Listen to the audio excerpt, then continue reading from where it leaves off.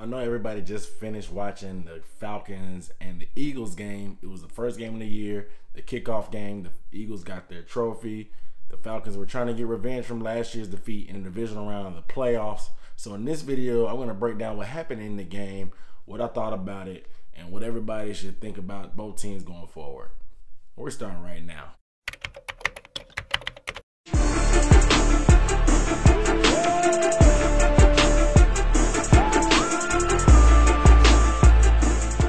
What up, though? What's up, everybody? It's Aaron Duncan here at the Necessary Blunt Sports Talk. You guys know it's a channel I might not tell you what you want to hear, but I'm definitely going to tell you what you need to hear. On this channel, I'll give you a recap and an analysis of the whole league, the NFL, and in particular, the best division in the NFL, the NFC South. So if you want to see more videos about the rest of the league, some breakdown and analysis, hit the subscribe button below right now, guys. Give the video a thumbs up, and go ahead and tell a friend about the channel. Share it. Let's have a good time. But there was a lot of blame to go around this game, and you guys let me know who you think is the blame for this loss. Is it the refs who called a ton of penalties on both teams? Is it Matt Ryan throwing an interception in the red zone or forcing it to Julio too much? Or is Sarkisian's fault for calling crazy red zone plays and making Matt Ryan force it to Julio so many times? Let me know down in the comments who you think's fault it is, who you blaming for this loss. So I know everybody watched this game. Unfortunately, there was a rain delay, and it made everybody stay up later than they wanted to. I'm up late right now, the same game of the night, to give you guys this video, but it was boring initially because there weren't a lot of touchdowns, but it ended up being a great ending, and it was weirdly similar to the divisional round. Low-scoring game, slugfest, no offensive struggle for both teams. Falcons moved the ball and struggled in the red zone, just like last time in the playoffs. It was weirdly similar. It came down to the last play.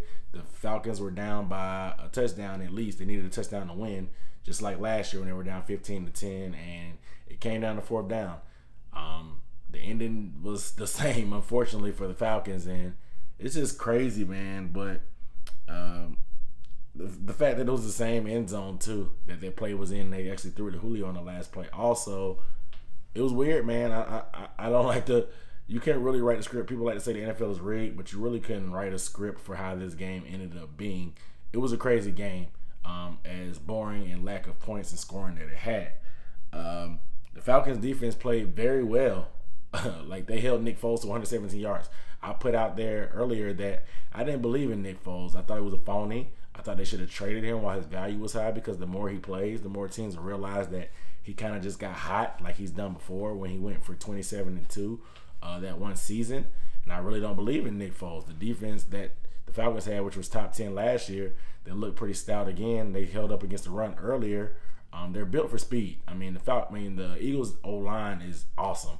The lack of pass rush was very evident. They did get to Nick Foles maybe a few times, but you could tell that they were completely unmatched because the Eagles' offensive line is just huge. Jason Peters is a man amongst boys. He was bullying anybody that lined up in front of him, and it was really not even close on those matchups. Although, like I said, the Falcons did hold up in the run better than they did last year. No LeGarrette Blount, so was Jay Ajayi and a couple scat backs. Unfortunately, that last drive, they were able to run the ball and get into range. They were just kind of playing conservative. Nick Foles was pretty much looked like he was scared to throw it downfield. Doug Peterson like he was scared to call a play that would even throw the ball downfield. Nick Foles looked very average, and he looks like the guy that I thought he could be, and I thought the Falcons would be able to take advantage of forcing him to try to beat them, but things happen. By the end, that last drive, they were just worn out. I mean, they're a smaller team. They're built for speed. They're built to have a lead and to be able to rush the quarterback and run around and make plays.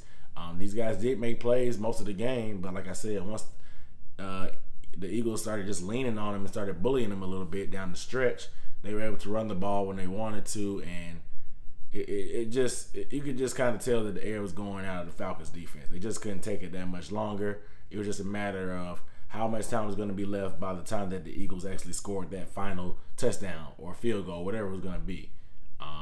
You can kind of see them popping a couple runs later down, which just let you know that the Falcons defense was just tired, but they put up a valiant effort nonetheless overall. And they still gave the offense a chance. They gave the offense 2 minutes and 19 seconds, 2 timeouts, a chance to take the lead and win the game. You can't ask for anything more from your defense, especially when they're only giving up 18 points. When you have all those weapons on the other side, you expect more from the Falcons offense no matter who they're playing.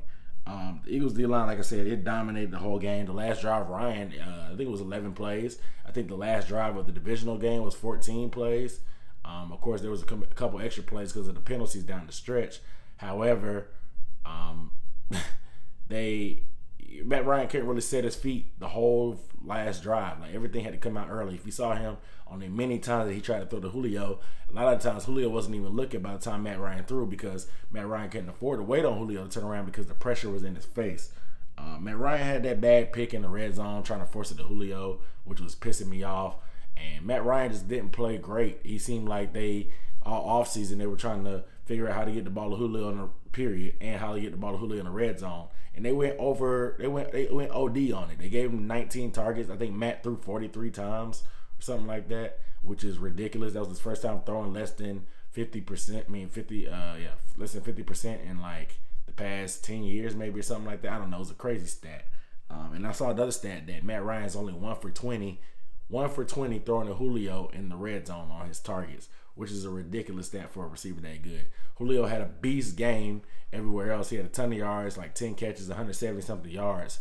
But when it came to the red zone, the Falcons struggled once again. When you had 3 chances from the 1-yard line, the 3-yard line, the 5-yard line, you have to come up with points. There's no excuse for not coming up with points. I know one possession, they kind of ran a little play from the bunch, and then they motioned out and tried to throw it to Devontae. I didn't like that. It seemed like it was too cute. They tried to do a little bit of college, like some of the plays they look very elementary, look like very college-like plays, which aren't going to work in the NFL because everybody's fast in the NFL and everybody's smart. They're not going to fall for a lot of the BS, gimmicks that you can get away with college. And I think Sarkisian played a big role in that. Matt Ryan also played a big role in that. They're just not a good combination when it comes to the red zone. I don't know if it's just they're not on the same page. I don't know if they don't have the same idea. I don't know if neither one of them are just lost in the red zone, so they don't have anywhere to go. They're just kind of dumbfounded, because when they're in the middle of the field, when you have a threat of a deep pass, they can move the ball because everybody plays soft on them. They can just take advantage of the defense. But when it gets tight and the defense can use the sidelines and out of bounds and the back of the end zone like they did on that last play of the game, the Falcons really tightened up on offense, and they kind of struggled to figure out what exactly they want to do and get done. They actually ran the ball to Tevin Coleman to get a touchdown. I think they weren't consistent enough running the ball. The game wasn't out of hand. They could have ran the ball. Devontae got hurt, which was major, but Tevin Coleman is a capable back, and I think he's a better matchup for the Eagles. They should have ran him a little bit more.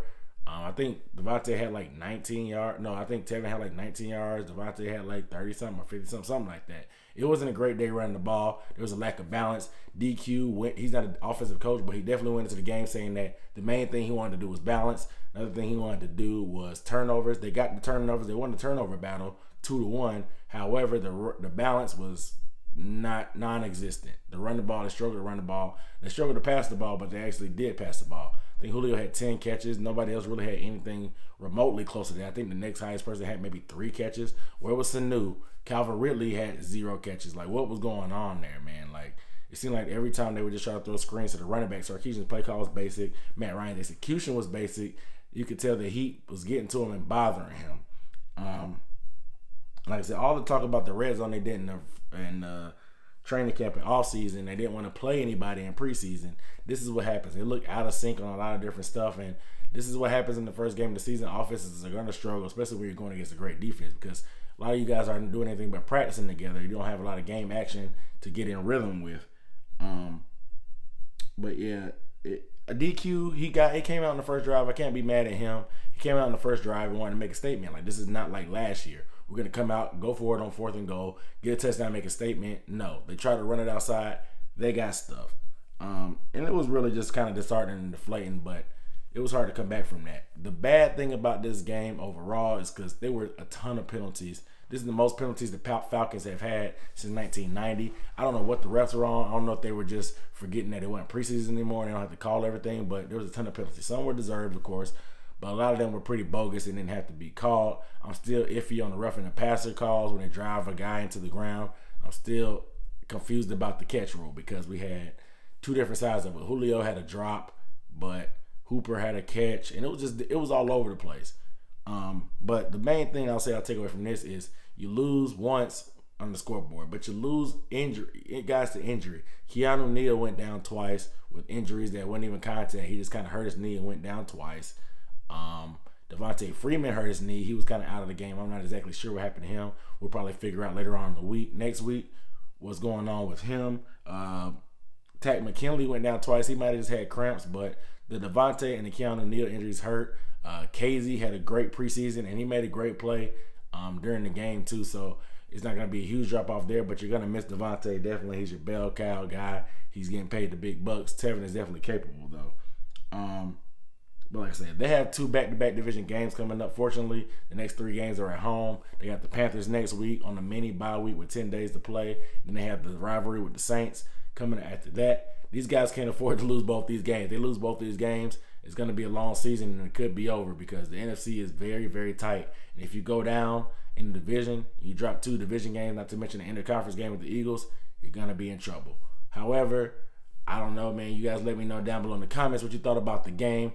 Who do you think is to blame? Was it the refs? Was it Matt Ryan? Or was it Sarkisian? Let me know down in the comments below. But without further ado, don't forget to subscribe to You Not Necessary Bluntness Sports Talk. I'm Aaron Duncan signing off. I'll see you next time.